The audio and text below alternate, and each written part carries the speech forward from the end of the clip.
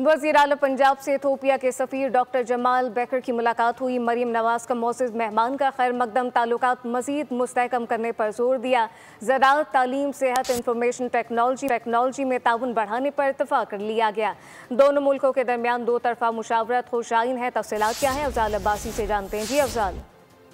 बिल्कुल, वज़ीर आला पंजाब मरियम नवाज शरीफ से इथियोपिया के सफ़ीर डॉक्टर जमाल बेकर अब्दुल्ला की मुलाकात हुई है। वज़ीर आला पंजाब मरियम नवाज शरीफ ने इथियोपिया के सफ़ीर का खैर मकदम किया, ताल्लुकात मजीद मुस्तहकम करने पर जोर दिया। मुलाकात में बाहमी दिलचस्पी के उमूर, दो तरफा ताल्लुकात के फ़रोग और मुख्तलिफ शोबों में ताउन बढ़ाने पर तबादला ख्याल किया गया है। ज़राअत, तालीम, सेहत, इंफॉर्मेशन टेक्नोलॉजी और तजारती शोबे में ताउन बढ़ाने पर इत्तफाक हुआ है। पाकिस्तान और इथियोपिया के दरमियान दो तरफा मुशावरत खुशाइन पेशरफ्त है, ये कहना था वज़ीर आला पंजाब मरियम नवाज शरीफ का। उन्होंने कहा कि पाकिस्तान और इथियोपिया के माबेन ताउन के वसी इम्कानात मौजूद हैं और वज़ीर आला पंजाब मरियम नवाज शरीफ की इथियोपिया से पाकिस्तान डायरेक्ट फ्लाइट बहाल होने पर भी मुबारकबाद दी। जबकि इथियोपिया के सफ़ीर ने हुकूमत पंजाब के तरक्याती हिकमत अमली और इफ्ताही इक़दाम को सराहा। इथियोपिया पाकिस्तान खुसूसन पंजाब के साथ ताल्लुकात को मज़ीद मजबूत बनाने का ख्वाहा है, ये कहना है इथियोपिया के सफ़ीर का। जी अफजाल अब्बासी, बहुत शुक्रिया।